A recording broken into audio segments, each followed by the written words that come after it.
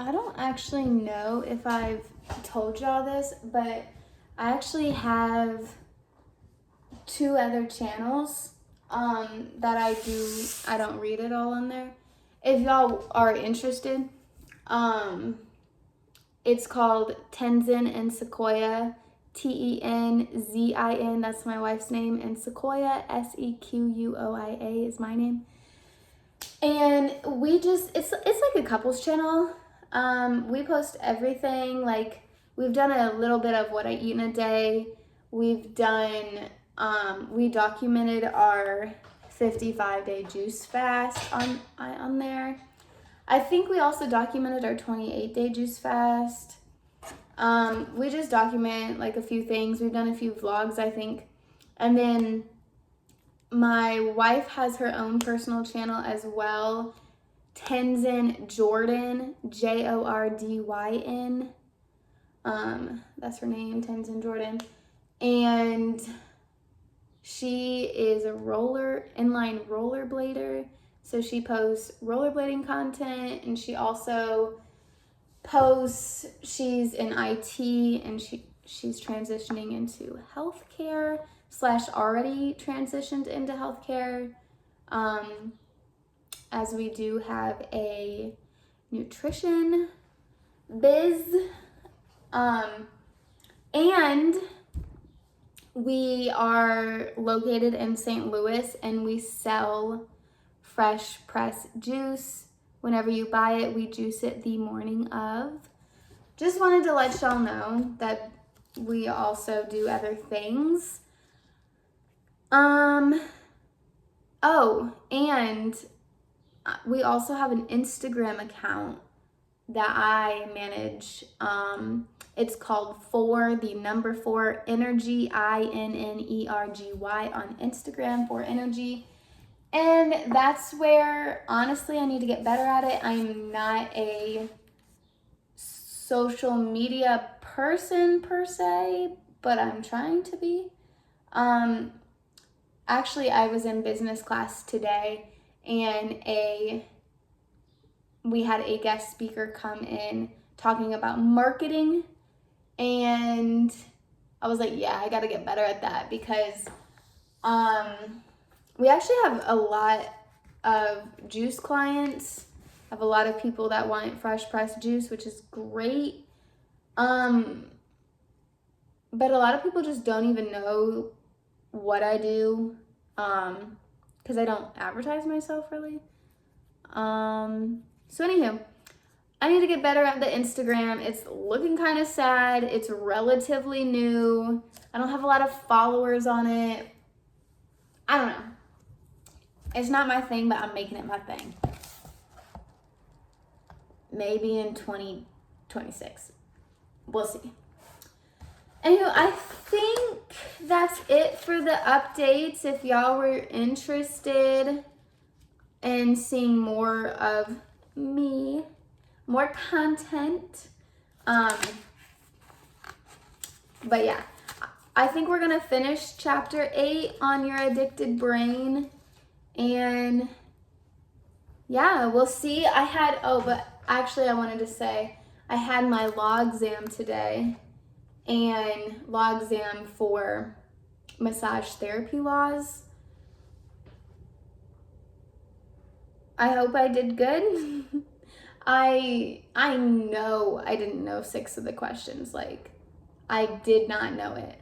I was just reading the question, and I was like, it was multiple choice. But, oh my God. I know I passed. Like, that's never an issue. I don't think I've ever failed a test. No, I've never. But I just, like, to me, if it's not like a 90 or above, it's like ooh, I should have done better. Anyhow, that's just me, and having, like, my childhood, yeah, like growing up, it had to be like A. Yeah.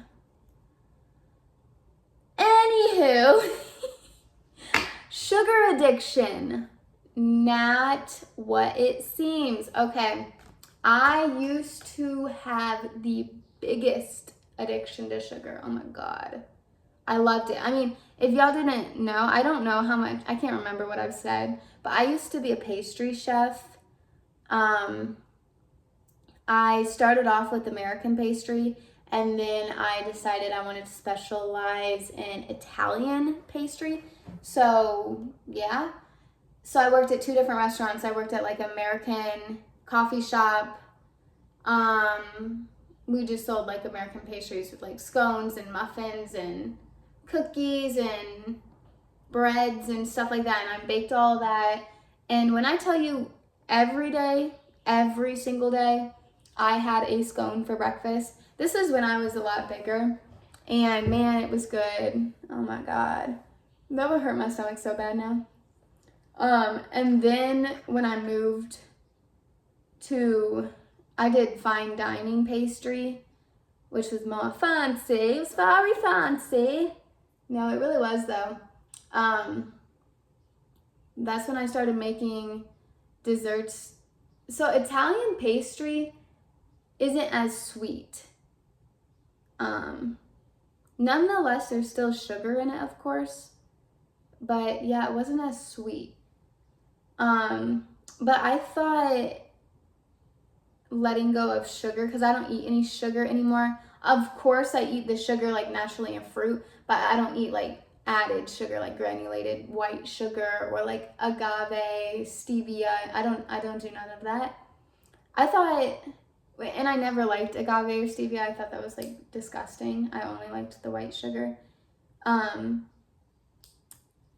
thought it was going to be impossible to give that up. Like my identity was in baking. Like I was a baker. I was a pastry chef. That was everything to me. I loved it so much. I would always be baking. Anytime I went to like any event or like anything, I'd always have pastries to give. I like to give. That's still me. I don't like to come empty-handed. I want to have a gift.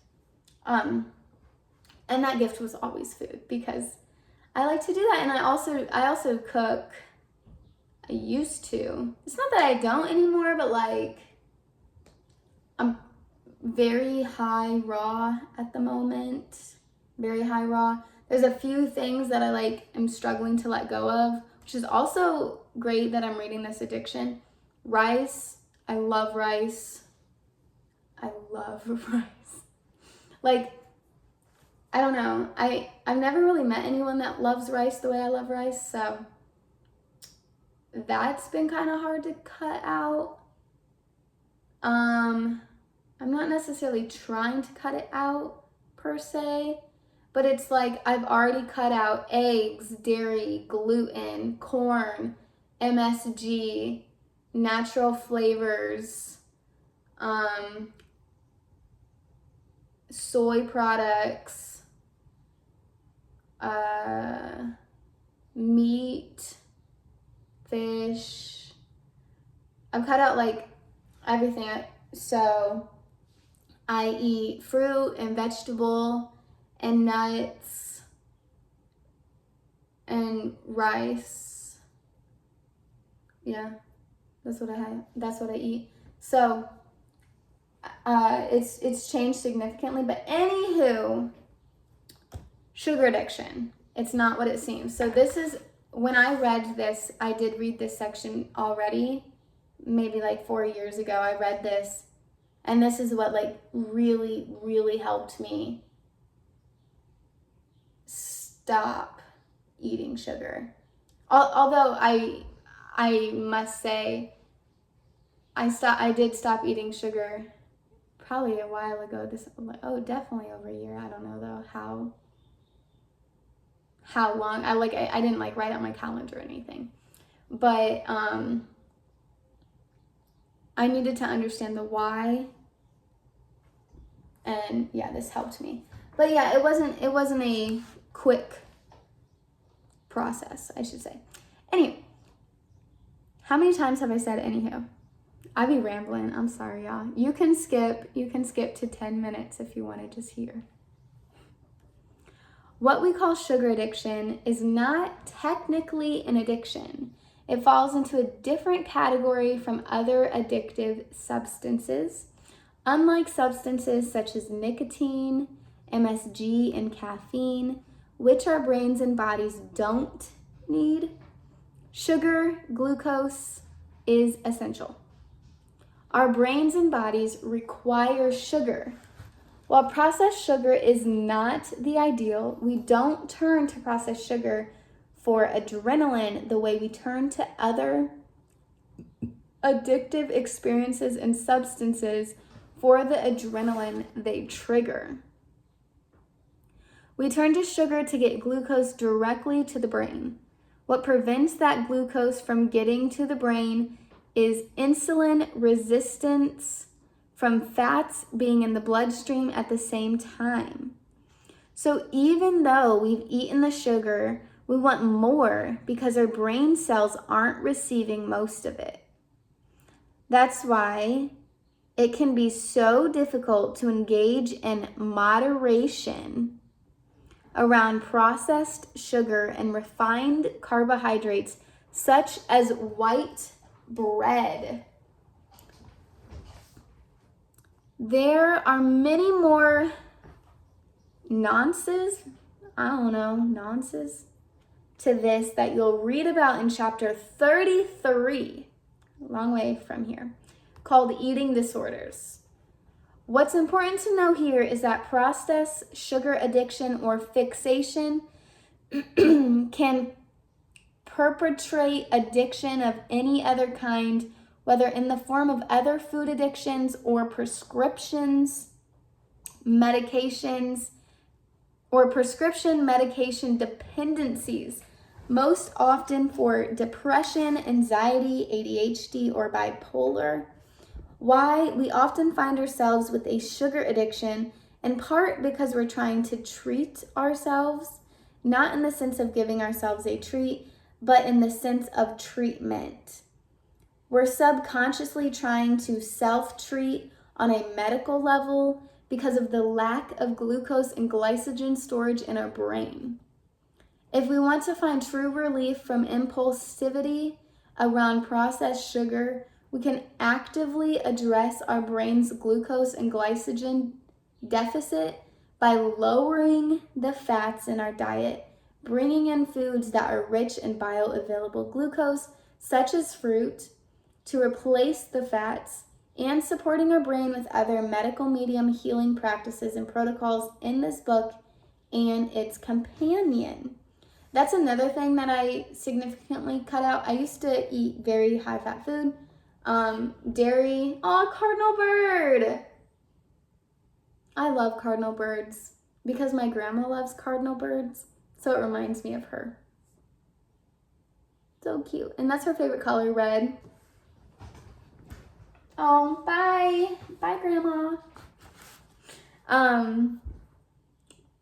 Yeah, I significantly cut out fat. Dairy, I used to eat dairy every single day. I would eat chips and cheese every day. Like, that was my thing. Especially if you knew me like 4 years ago, that was my thing. Chips and queso. But anywho, I had no idea that dairy is actually high fat. Didn't know that. Not that I was looking into it or researching it, I just didn't know that.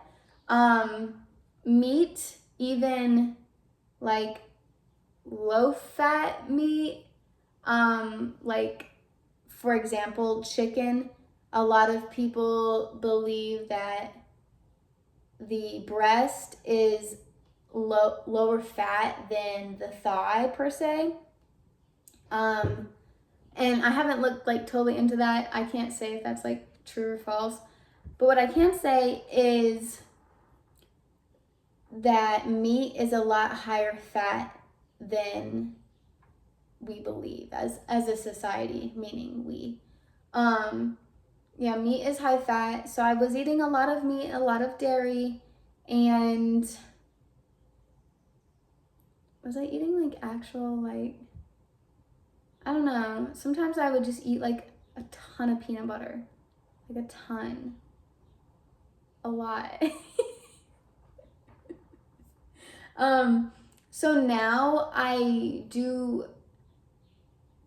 mostly just eat avocado. I don't eat fat every day, but I eat avocado and I eat nuts. I guess in seeds. Not the only seeds I eat is blended sesame seeds, like tahini. So I eat tahini. I eat peanut butter, cashews, pecans, like nuts, and avocado. I just don't like to eat too much because I do understand how detrimental fat is to the health. And I am still on a healing journey. I still have quite a bit of healing I want to do. But something that's been kind of difficult, it's been maybe a month and a half or 2 months since my 55-day juice fast. Which, like I said in the earlier video, if you wanted to watch the documentation that me and my wife did on it, it's on our Tenzin and Sequoia channel. Is I like struggled with the way I look. My wife actually just sent it to me today. It's not every day, and it's not like I'm just like, oh, I just look so bad. Like, it's not like I feel like that. But I guess it's more so of a feeling of I have a certain desire. I desire a certain physique, which I do not have yet. But I say yet because, like, it's coming. I'm just working on it. I'm working from the inside out, which takes longer, but I'd rather get healthy in a slow, controlled way than, like, I don't know. Some people will just get surgeries or just like go on this crazy fad, lose a bunch of weight, look really beautiful, I guess. But it doesn't really stick, or especially with surgeries, I notice some people just don't really, like the proportions don't look right. I want to look proportionate. I personally feel like I look proportionate at the moment. But yeah, I don't look how I want, basically. And sometimes that like gets to me, like mentally, because I feel like on a spiritual level, I would call myself relatively spiritual. I do practice meditation and stuff. I do recognize when I'm in the proper mental state that I am not my body and I am just living in this body, and this is just a vessel, and I believe the human body is just like absolutely incredible and amazing, and I believe like every single person and every body is just so beautiful and unique, right? But sometimes I get wrapped up in this world and I become very rooted in the earth and very like dense, and I get this mindset of like, why am I not here yet? Why? Like, come on. And I try to like speed up the process. And yeah, sometimes it like hurts mentally to like not like the body that you're in. I don't know if any of you guys can relate, but it's only like 50% of the time. Maybe not even 50. It's maybe half and half, I'd say. Half the time I'm like, hey, I look good. And then the other half of the time I'm like, darn, why don't I see more progress? I really want my muscles to show very badly. And I'm just like, I'm in a personal training program right now, NASM, and I want to be a personal trainer. And I feel like it will be very personal to me. I can work with people who honestly are struggling, because I'm struggling. I'm trying to understand. I'm in the learning stages right now. I understand. I used to be a fitness instructor. I taught many classes, and I very much understand what it takes to gain muscle. It's like I don't have the, what's it like? The will? I don't know. Like, that's what I need to find, is the will. Yeah, so I'm just trying to figure that out. Trying to figure out like why I can work out for like a week and then I'd be MIA. And then I'd be coming back next month like, why haven't I seen progress? Like, I kind of annoy myself sometimes. I get in my own way. So that's what I'm going through right now. I'm sure a lot of y'all can relate, I'm sure. But yeah. So the truth about genes and addiction. It's easy to convince us that addiction is genetic. We look at long family lines of addiction running through the generations, and it seems to make sense that addiction is in the genes. Even if addiction doesn't follow a linear path through a family, we're still told it's genetic. If grandpa had a drinking problem, for example, and any family member develops an addiction, we'll hear, you inherited that gene from grandpa. Someone may ask, if it's genetic, how come mom doesn't struggle with addiction and I do? They'll be told, oh, it skips a generation, because we're not aware of the true causes of addiction. Inheriting an addiction can seem this simple. Addiction isn't this simple because addiction isn't genetic. We're told it's genetic because that's easy to swallow. Genes aren't answers to addiction. The reason addiction seems to be genetic is that addiction can indeed show up in generation after generation because those family members, one, experienced the same nutritional deficiencies and emotional upheavals. I've actually always struggled with this word since I can remember. Emotional upheavals due to common circumstances. Or two, were exposed to the same toxic heavy metals and other brain betrayers due to common circumstances. Or three, followed the same pattern of early caffeine exposure. And or four, because the same toxic heavy metals and other contaminants were passed down through the bloodstream. Yet none of this is common knowledge. So when we see a headline trending about addiction and genes, it seems to make logical sense. We can't see the toxic heavy metals and other obstructions in each other's brains. What we can see are the effects of addiction, the actions of someone struggling with addiction, and the reactions of the people in their lives and how these may repeat themselves in a family. We can also see the physical traits, someone struggling with addiction, and how maybe they have the same facial features as an ancestor who struggled with addiction. We're led to draw conclusions. You got the same nose and ears. Addiction must be in the genes too. Genetics is in the same realm as neuroscience. Both genetics and neuroscience seem like such lofty, high-minded fields of medicine that their inner workings must be beyond our comprehension and grasp.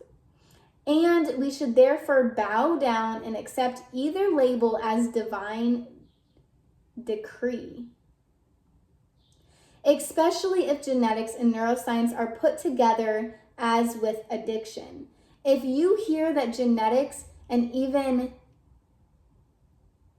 epigenetics and gene expression are determining our neurochemistry and neurobiology, It's essentially game over for any question of what's really going on with addiction. That sort of terminology must mean theorists know what they're talking about, right? Blaming addiction on genes is a great mistake. For one, when you blame a condition like addiction on someone's genes, it sends the subliminal message that it's unfixable. If you believe your genes are the reason for your addiction, it can feel that much bigger a fight to free yourself. It can even feel like there's no sense in trying, because in the back of your mind, it may feel like an unwinnable fight. If we follow the theory that genes are responsible for addiction, then what does the theory have to say about how you fix your genes and get rid of your addiction problem? That you don't. This is one of the greatest shortcomings of blaming addiction on genes. How do you beat your genes? Checkmate, your genes win. Another limitation of blaming addiction on genetics is that it can be an excuse to keep an addiction, to surrender and give into it. I'm going to keep smoking or drinking because the doctor says it's in my genes, someone may think. It's used as a reason not to fight to get to the other side. Not to mention that when we blame addiction on genes, we invalidate someone's emotional injuries, abuse, struggles, and hardships. That's not why you have an addiction problem, is the message we send. It's not because you have emotional wounds from difficult experiences in your life. When you're told it's all in your genes, it can make you doubt yourself, doubt the validity of the trauma you suffered and how that would have led to your addiction. When we hear terms like genetic switches, it can sound like definitive science. Keep in mind that turning genes on and off is still a theory. There's no proven science to date that shows this happening and causing an issue. It's not like scientists have a window into a person's genes and can watch genes being switched on and causing an addiction. Science hasn't even proven that there's a possibility for genes to simply be switched into gear or for gene changes to match the circumstances that are occurring. It's an interesting theory. What if genes could just be activated or turned on? Yet it's only that, a theory.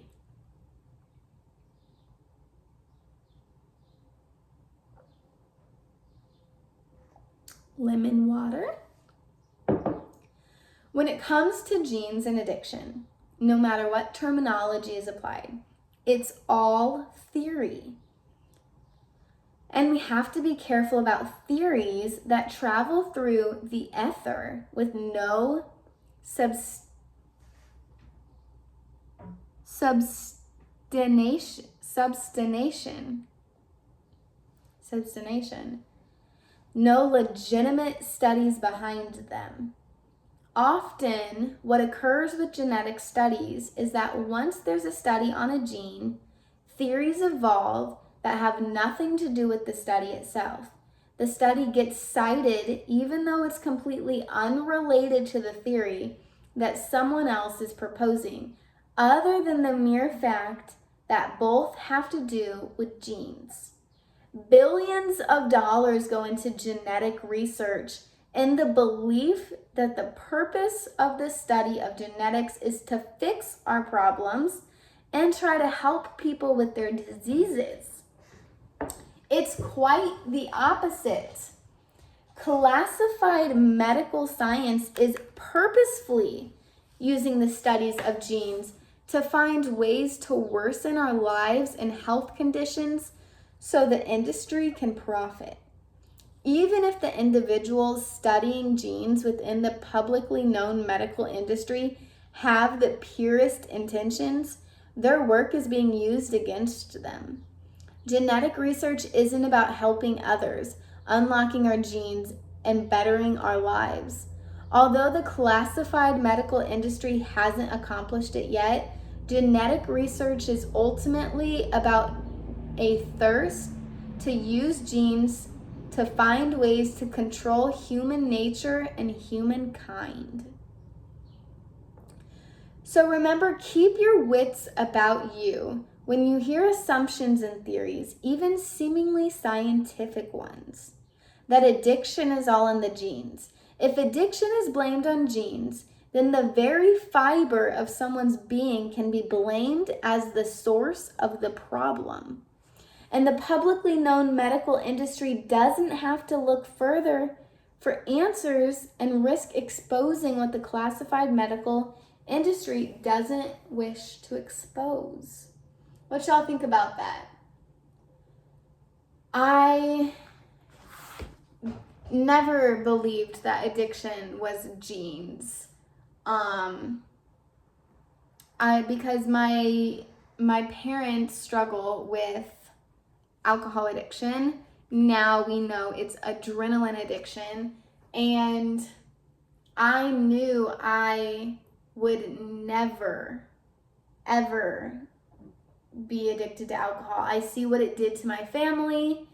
I really struggled as a child being brought up in that type of environment, and I knew I did not want that for myself. I certainly dabbled in alcohol, as I just feel like most people do.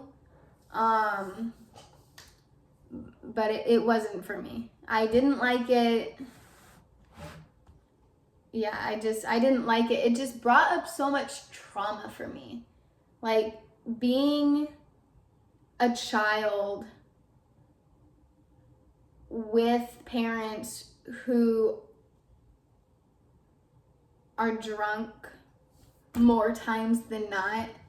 There's a certain, like, I don't know. I guess I don't know how to explain it, but it's a universal feeling. If you were the child who kind of took care of your parents, it's just like, nah, I ain't trying to drink. I ain't trying to do with that. And then I noticed when I did have my very short time of drinking and I was going out to bars and clubs and stuff, I don't know, I kind of felt like I was the mother, almost like I had to take care of my friends, and I didn't want to do that, quite frankly. I didn't want to, but I did. I felt this like obligation, and I'm sure that comes from being a child and also feeling obligated, seeing my parents in this like altered state, needing help and me being the only one there. So, but yeah, I didn't think it was genes because I knew it wasn't in my genes. I knew I was not about to go down that path because it's not just my parents, it's the majority of my family struggles with alcohol. And I see how much that affects my family, and I just couldn't go down that road myself. I needed to understand. So thank God I found medical medium and really dug deep, and thank God I found meditation. I'm really digging deep into my traumas and why I feel this way and what was just like flat out crazy, like things I went through. It's just like, whoa, that was kind of crazy, but I didn't even know it was crazy. Yeah. Everyday addiction. What's behind our addictive nature? It's not because we're flawed or wired wrong. As we noted at the beginning of this chapter, not all addictions are unhealthy. Living life to its fullest potential, having dreams and aspirations and visions of what we're searching for in our lives. Actually, I made a vision board for the first time ever. I never made a vision board, but I always wanted to. I gotta show y'all. It's actually hanging up at my school right now. I love my vision board. I'm like, I can't even believe I like created it. I think it's just beautiful. I'll give y'all a tour of my vision board once I get it back. Having loves and joy and happiness, these can all be addictive. Even the